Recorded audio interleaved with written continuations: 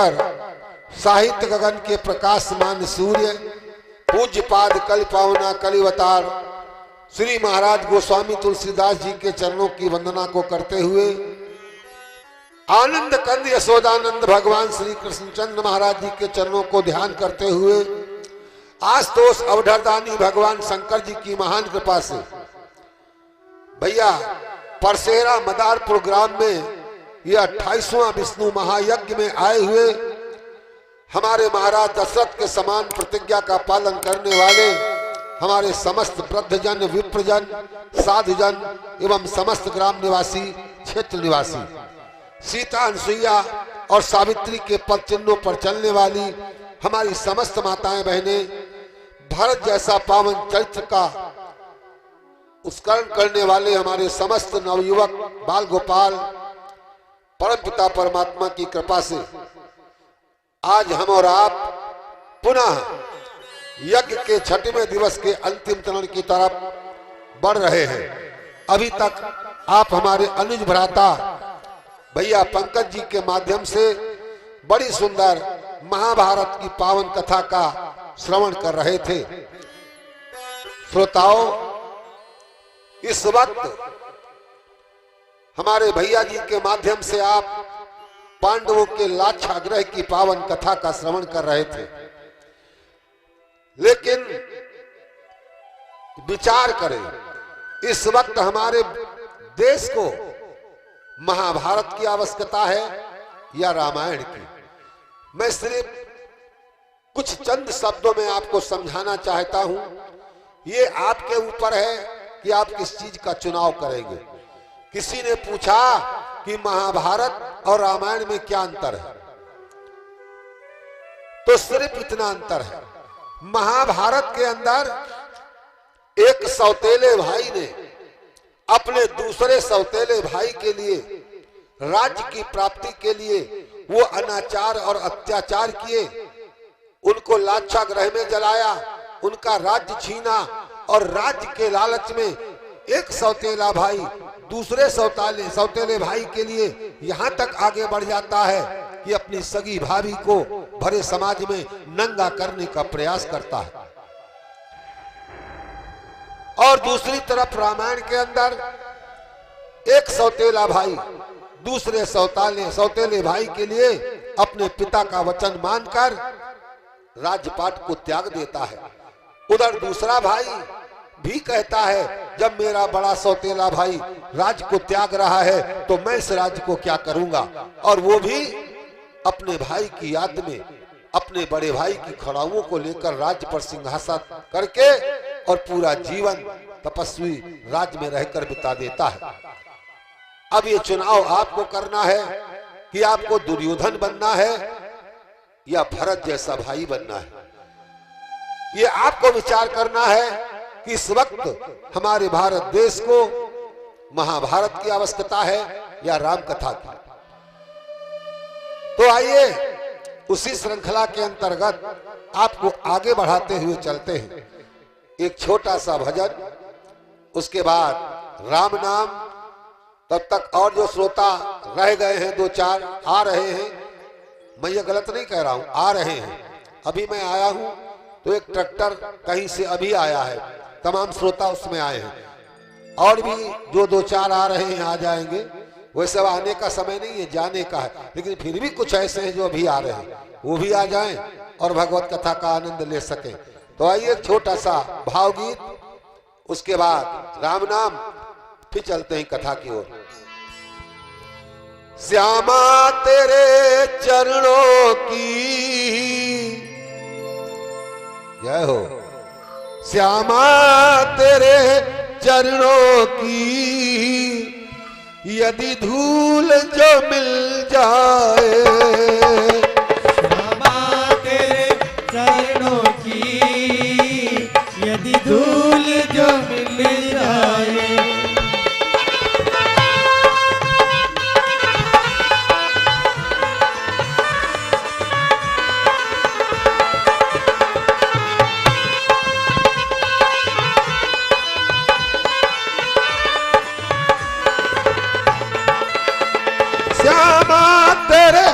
चरणों की यदि धूल जो मिल जाए, बाबा तेरे चरणों की यदि धूल जो मिल जाए, सच कहता हूँ बस मेरी, सच कहता हूँ बस मेरी तकदीर बदल जाए।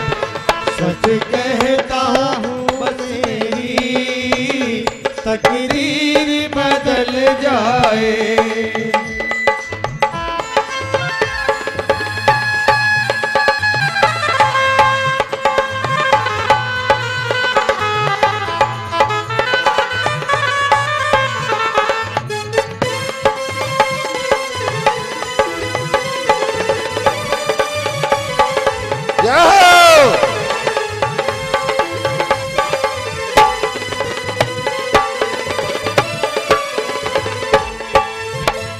सुनते हैं तेरी रहमत दिन रात बरसती है, सुनते हैं तेरी रहमत दिन रात बरसती है, सुनते हैं तेरी रहमत दिन रात बरसती है, सुनते हैं तेरी रहमत दिन रात बरसती है। एक बूंद जो मिल जाए, एक बूंद जो मिल जाए मन की कली खिल जाए, एक बूंद जो मिल जाए मन की कली खिल जाए। जाओ।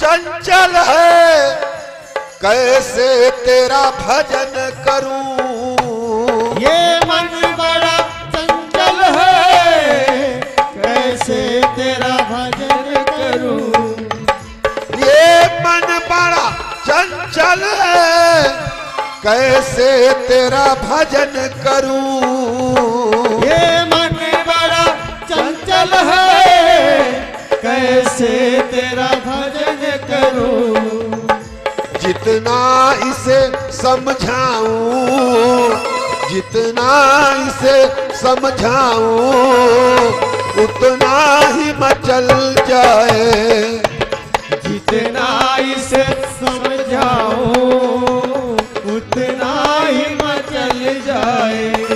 जाओ।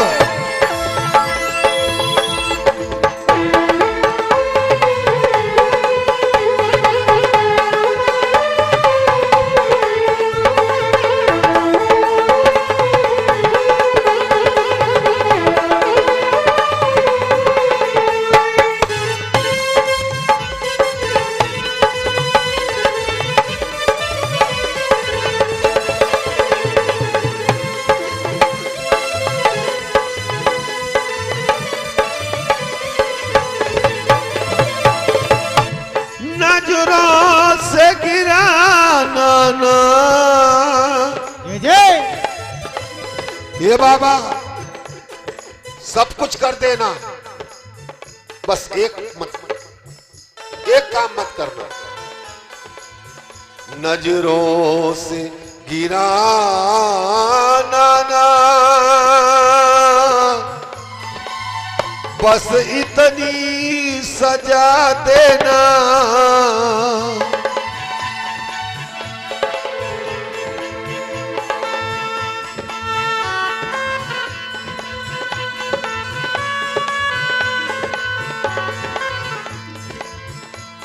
नजरों से गिराना ना, चाहे जितनी सजा देना। नजरों से गिराना ना, चाहे जितनी सजा देना। नजरों से गिराना ना, चाहे जितनी सजा देना। क्यों? नजरों से जो गिर जाए, नजरों से जो गिर जाए, मुश्किल से संभल पाए। नजरों से जो गिर जाए, मुश्किल से संभल पाए।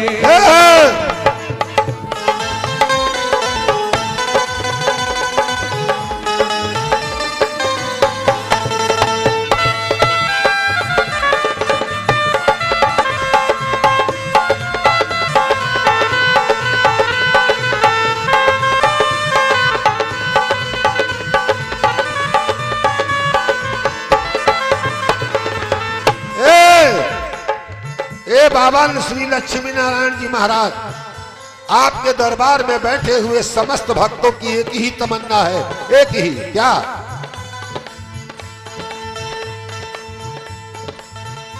श्यामा तेरे जीवन की बस एक तमन्ना है।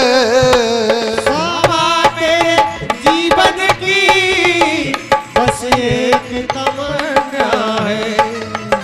श्यामा तेरे चरणों की बस एक तमन्ना है। श्यामा तेरे चरणों की बस एक तमन्ना है। तुम सामने हो मेरे, तुम सामने हो मेरे, मेरा दम ये निकल जाए। सामने हो मेरे, मेरा दम ये निकल जाए। तुम सामने हो मेरे, मेरा दम ये निकल जाए। तुम सामने हो मेरे, मेरा दम ये निकल जाए।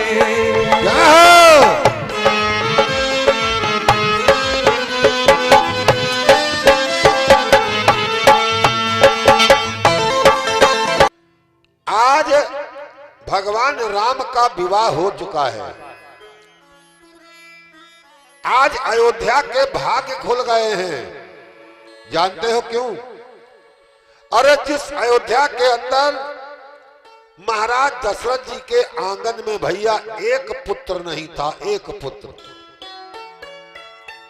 और आज समय का इतना बड़ा परिवर्तन है। उन महाराज दशरथ के घर में 4-4 पुत्र हुए, 4-4। और जानते हो पुत्र कौन होता है? पुत्र वही जो पिता को नवे, अरु के पुरुषार्थ को दिखलावे। और द्रव्य वही जो धर्म में उठे। पुत्र कौन होता? एक होता है पुत्र और दूसरा होता है कुपुत्र। अब आप कहोगे कि पुत्र में और कुपुत्र में क्या अंतर है? देखिए, पुत्र कौन होता है?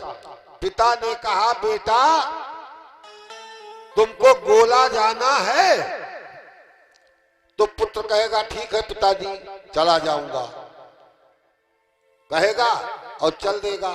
तो पिता खुद ही कहेगा लो मोटरसाइकिल ले जाओ, ये पैसे ले जाओ, ये काम कर लाना। पुत्र वो होता है जो पिता की आज्ञा का पालन करता है। और कुपुत्र कौन होता है? कुपुत्र वो होता है पिता ने कहा बेटा गोला जाना है, कुपुत्र कहेगा नहीं जाऊंगा। क्यों जाऊं, कैसे जाऊं, काम क्या है, तमाम प्रश्न करेगा। वो होता है कुपुत्र। अब पुत्र में और कुपुत्र में अंतर क्या है? शास्त्रों में कहा है पुत्र आपके जीवन में अगर आपके साथ है तो आपका यश, बल और धन धान्य सब बढ़ता है, परलोक भी सुधरता है। और कुपुत्र कैसा है?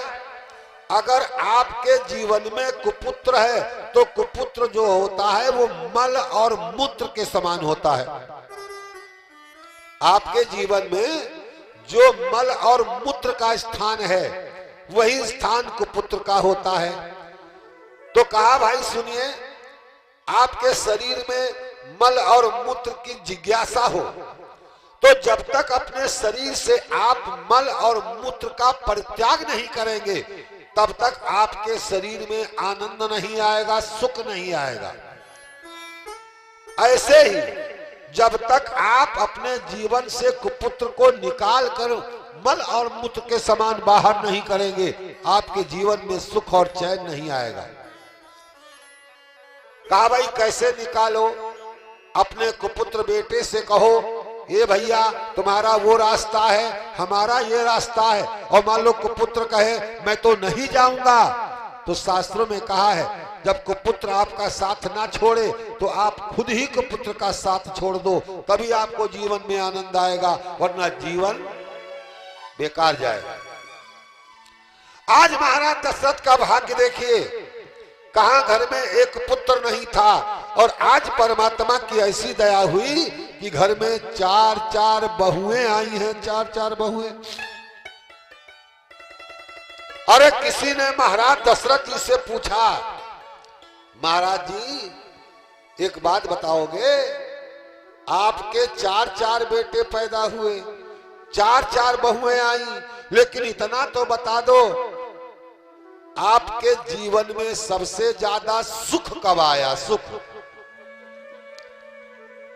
कि कबते कबते कबते, भैया मीडिया टेबल डालो उसमें, कि कबते कबते कबते, कबते का मतलब कब से। भैया पूरी रामायण जो है ये अवधी भाषा में लिखी गई है। हम और आप सब अवध प्रांत में रहने वाले हैं, अवध प्रांत में, और अवध प्रांत में अवधी भाषा बोली जाती है। पूरी रामचरितमानस अवधी भाषा में लिखी है, और अवधी भाषा के शब्द क्या है? आई जाई नाई खाई साई ते जब वगैरह वगैरह, पूरी रामायण में देखिए इन शब्दों का प्रयोग हुआ है। तो किसी ने महाराज दशरथ जी से पूछा कि कबते कबते कबते, आपके जीवन में सबसे ज्यादा सुख कब आया? कब आया? कब आया? जब से भरत हुआ तब से नहीं, जब से शत्रुघ्न हुआ तब से? कहा नहीं। कहा जब से लक्ष्मण हुआ तब से? कहा नहीं। कहा जब से भरत का विवाह हुआ? कहा नहीं। लक्ष्मण का नहीं, शत्रुघ्न का नहीं। तो कब फिर कब सुख आया? का सुनो, जब ते राम ब्याह घरी आए,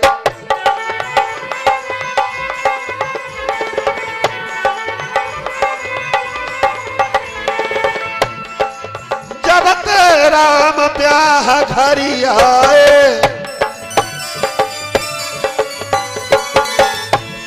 ये दीपक भैया, नित नव मंगल मोद बधाए,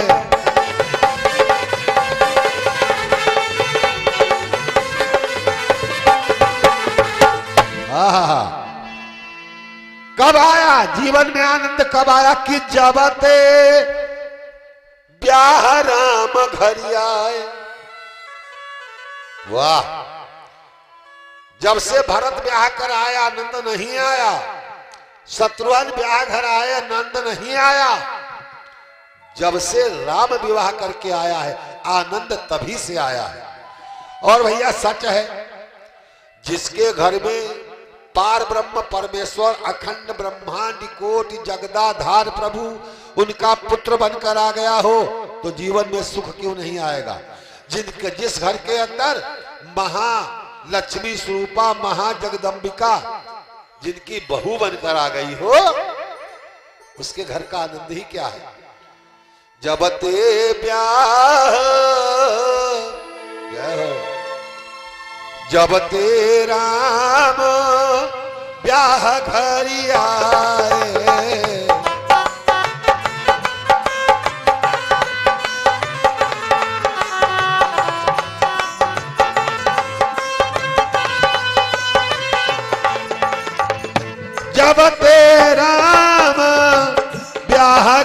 कहियाए,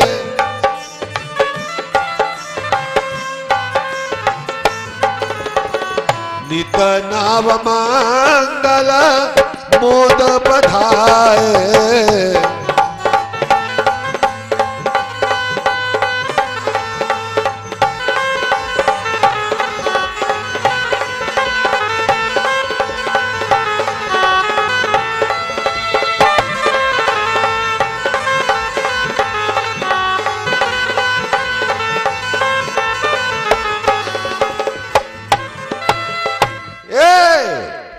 आज तीनों माताओं के घर में 4-4 बहुएं आई हैं, 4-4। बड़ी प्रसन्नता है महाराज दशरथ को और तीनों रानियों को। और क्यों ना हो, घर में जब बेटा जवान होता है तो पिता का सीना चौड़ा हो जाता है। अब हमारे दुख के दिन चले गए, हम घर में बैठे रहेंगे और हमारा बेटा सारा काम करके आ जाएगा। और घर में जब बेटी जवान होती है तो इन माताओं बहनों के हृदय में बड़ी प्रसन्नता आ जाती है। अब हमारे दुख के दिन चले गए, अब हमारी बेटी सयानी हो गई है। अब अगर हम मायके जाएंगे या किसी मेहमानी में जाएंगे तो हमारी बेटी घर का सब काम, लिपना पुतना, झाड़ू झक्कड़ झय्यम सब कर लेंगे। घर में जब बेटी सयानी होती है तो माँ प्रसन्न होती है, और घर में जब बेटा जवान होता है तो पिता का सीना चौड़ा हो जाता है। और घर में जब बहू आती है तो पूरे परिवार के अंदर प्रसन्नता आ जाती है। परिवार के अंदर जानते हो क्यों? ये बहू नहीं आती है, सभी जानते हैं कि आज हमारे परिवार में एक ऐसा मेहमान आया है जिस मेहमान के माध्यम से हमारे घर में एक नए वंश का निर्माण होगा, एक नए वंश का। बहू जब आती है तो एक नए वंश का निर्माण करने आती है। कभी आपने इन बेटियों का त्याग देखा है? कभी आप विचार करिए, इनका त्याग देखिए। अरे आप तो अपने घर में वापस आ जाते हैं, लेकिन कभी इन बेटियों के बारे में सोचा है कि ये आपके लिए अपना सब कुछ त्याग कर आती हैं, अपना मायका त्याग आती हैं, और आपके लिए, आपके परिवार के लिए ये अपनी जाति बदल देती हैं। जात, आपसे कोई कहे 2 लाख रुपया ले लो, अपनी बिरादरी बदल दो, क्या तुम बदलोगे? लेकिन ये आपके परिवार के लिए अपनी जाति भी बदल देती है। मान लो किसी बेटी का नाम उसके मायके में है गीता पांडे, और उसका विवाह हो जाए भैया मिश्रा परिवार में, तो अपने पांडे के नाम को अपने मायके में छोड़ आती है और आपके परिवार के लिए अपने आप को गीता मिश्रा बना लेती है। अपना उपनाम भी आपके लिए त्याग देती है।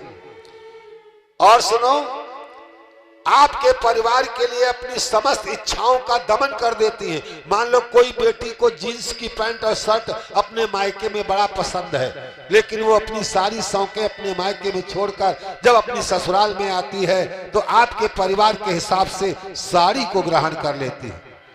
अपने यहाँ तो पता नहीं, सिंधियों में एक बड़ी लंबी प्रथा है। सिंधियों में तो बेटी का नाम भी ससुराल में बदल दिया जाता है।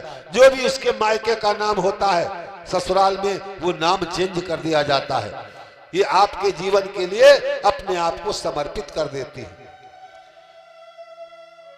और श्रोताओ, फिर भी बड़ा दुख होता है। हजारों जगह आप सुनो, इन बेटियों पर बड़े अत्याचार होते हैं, बड़े अत्याचार। लोग दहेज के लालच में इतना आगे बढ़ते जा रहे हैं कि उन बेटियों को जला दिया जाता है, समाप्त कर दिया जाता है, उनके जीवन से खिलवाड़ किया जाता है। एक बेटी को जला दिया गया दहेज के लोभ में, परिवार वालों ने जला दिया। मरने जा रही है, उसके अंतिम बयान लिए जा रहे हैं। पूछ रहे हैं इंचार्ज महोदय, भाई तुमको कैसे जलाया गया? मरते समय क्या कहती है? सास ससुर ने मेरे देखो किया कमरे में बंद, सास ससुर ने मेरे देखो किया कमरे में बंद, मट्टी तेल की पिपिया लाई, छोटी वाली नंद देवर ने दिया सलाई, पिया ने मेरे आग लगाई। देवर ने दिया सलाई, पिया ने मेरे आग लगाई। देवर ने दिया सलाई, पिया ने मेरे आग लगाई। देवर ने दिया सलाई, पिया ने मेरे आग लगाई।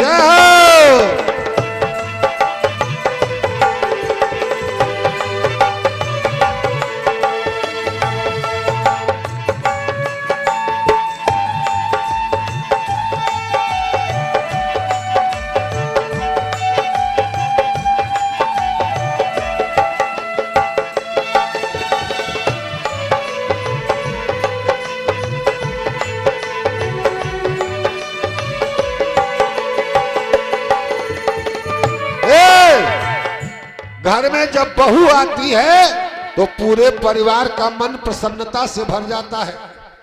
और एक बात बता मैं, जब घर में बहू आती है तो सास के अंदर बड़ी खुशी आ जाती है।